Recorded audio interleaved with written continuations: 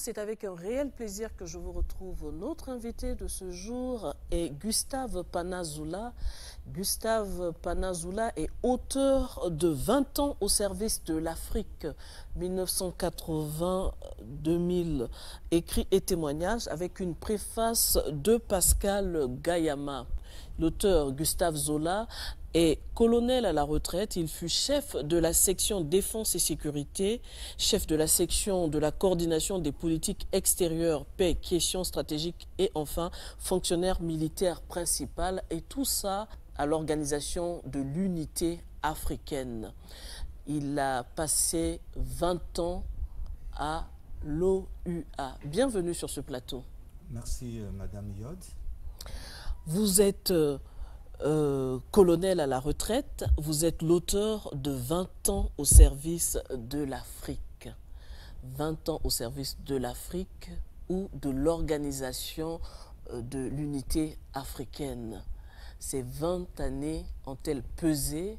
Comment les avez-vous vécues? Bon, je dois dire que ça s'est passé très très vite. Je les ai vécues comme une mission. Quand je partais du Congo pour l'organisation de l'unité africaine, j'avais comme mission de mettre sur pied les forces de défense de l'OUA. Bon, mais sur place, ça n'a pas été, disons que ce n'était pas une mission simple, parce qu'il fallait aussi coller à l'actualité. Et l'actualité, c'est les crises, c'est les guerres interétatiques, c'est les guerres intra-étatiques. Et tout cela, j'ai dû le suivre pendant ces 20 ans, sans compter d'autres aspects, par exemple ceux des mines, la lutte contre les mines antipersonnelles, ou encore, plus important, comment dirais-je, le droit international humanitaire, parce que c'est finalement en 1994 que nous avons lancé dans les armées africaines l'étude du droit humanitaire international, c'est-à-dire le droit des conflits armés. 20 ans à l'OUA. Qu'est-ce que vous pouvez nous dire de cette institution, brièvement? Bon, il y aurait beaucoup de choses à dire, mais disons que c'est une institution qui a été créée au lendemain des indépendances par des chefs d'État qui pensaient qu'il fallait être ensemble, d'abord pour libérer les autres territoires africains qui étaient encore sous la colonisation, et ensuite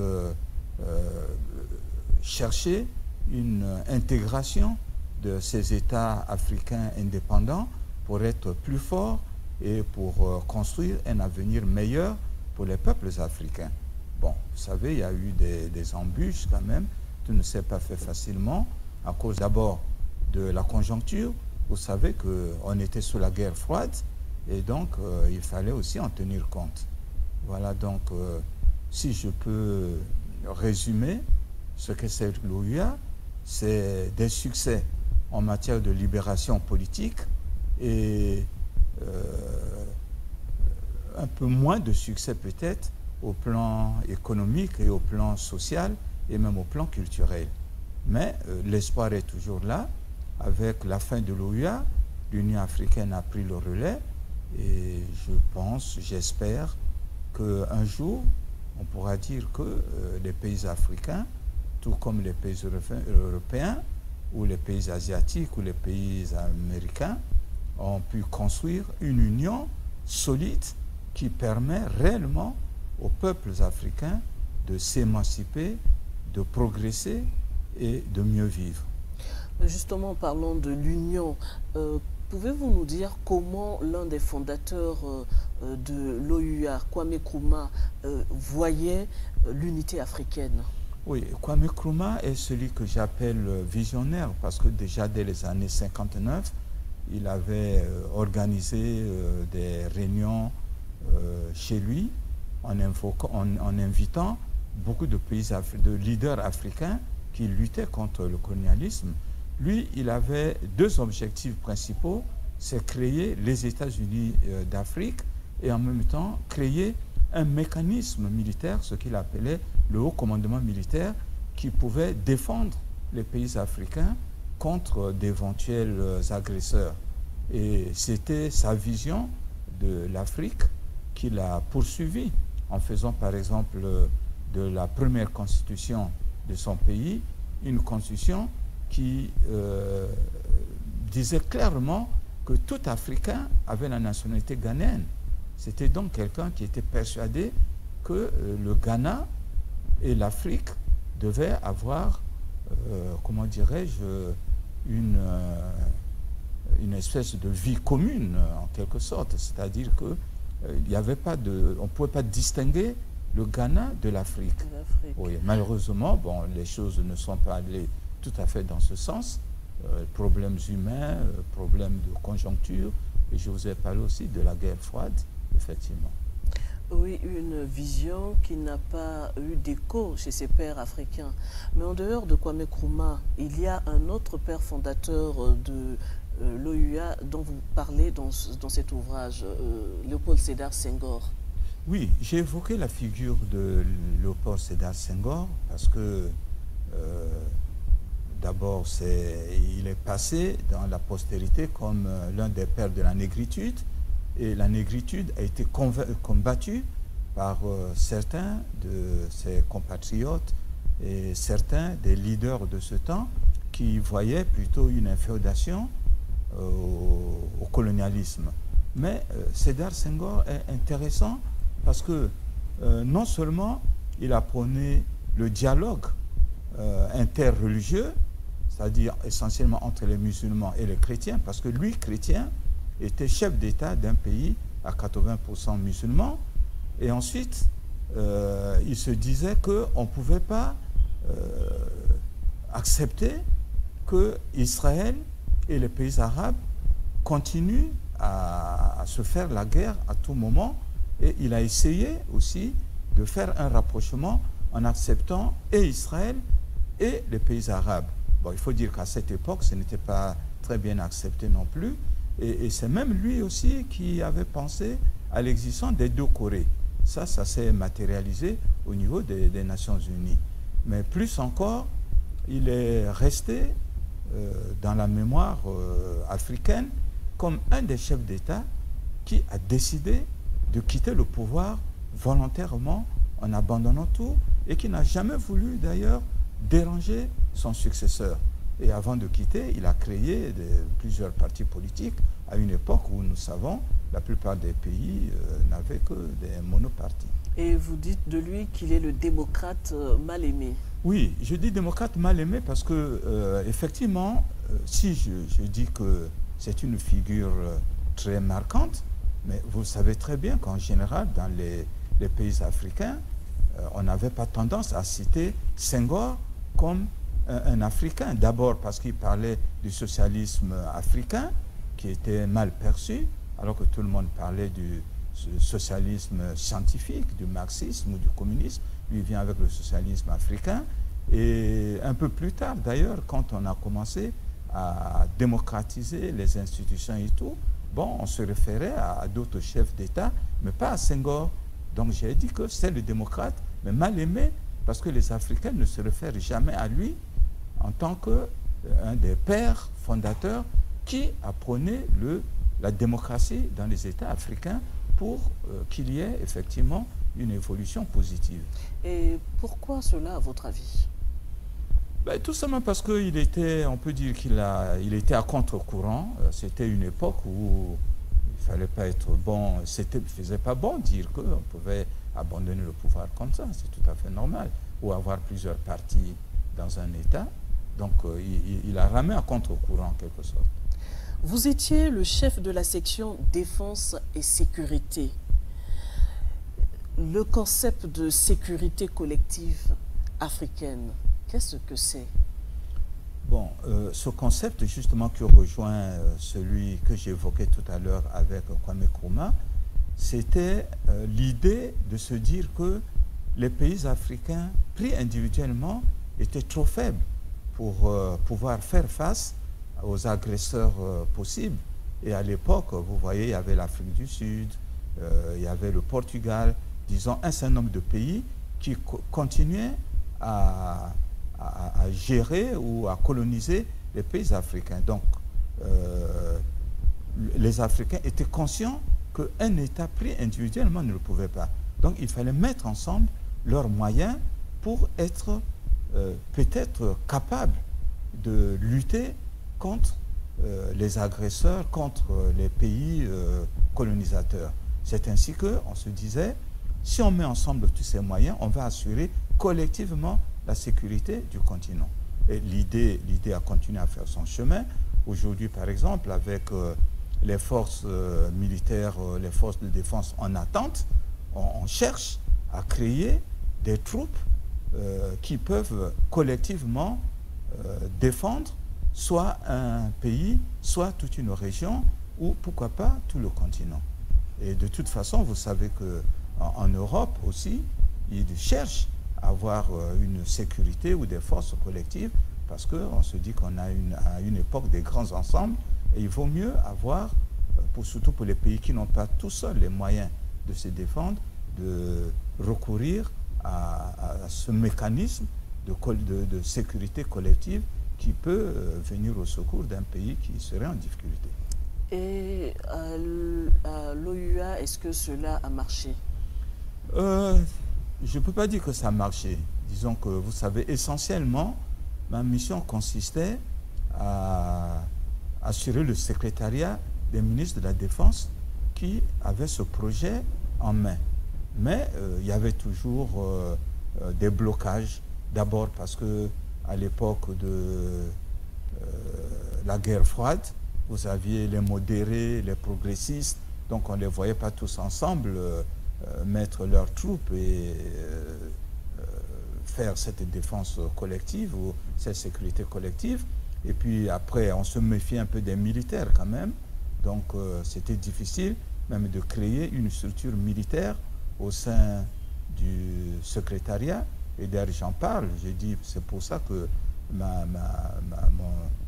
mon service, c'est-à-dire la section défense et sécurité, était incrustée dans le département politique. Mais il n'y avait pas un département des affaires militaires, voyez-vous. Et donc, c'était quand même difficile. Mais l'idée a fait son chemin jusqu'à ce que nous arrivions en 1993, je veux dire, où l'on crée un mécanisme de règlement des conflits avec plus ou moins un volet militaire. Et on a commencé à y croire jusqu'au moment où on a commencé effectivement à constituer des forces militaires en attente, des forces de défense en attente, ce qui est le cas aujourd'hui au niveau sous-régional. Chez nous, par exemple, la sous-région militairement est basée à Libreville. Nous avons mis ensemble les moyens pour qu'à Libreville, dans le cadre de la CAC, il y ait des forces en attente sur la base des troupes de chaque pays, mais avec un état-major qui serait capable de mobiliser ses forces pour défendre un État qui serait en danger. Mais est-ce que ces missions ont remporté des succès? Bon, les quelques missions que nous avons eu à organiser ont été en dehors du Tchad, où nous avons monté une force interafricaine qui avait été assez consistante, c'est-à-dire que nous avions quand même quelques bataillons. En dehors de ça, nous avons plutôt développé ou déployé des missions d'observation. Ça a été le cas au Rwanda, ça a été le cas au Burundi, ça a été le cas aux Comores. Et en RDC aussi, d'ailleurs, nous avons déployé des missions d'observation. Donc, on ne peut pas dire qu'elles ont remporté un franc succès, mais la présence déjà de ces militaires dans un pays membre était significative. Donc, nous donnait des indications sur ce qu'on pouvait faire et sur ce qu'on va continuer de faire. Et aujourd'hui, vous voyez que dans le cadre de la mission de l'Union africaine en RCA et même au Mali, il y a plusieurs troupes africaines qui évoluent côte à côte. C'est un début et on va le renforcer.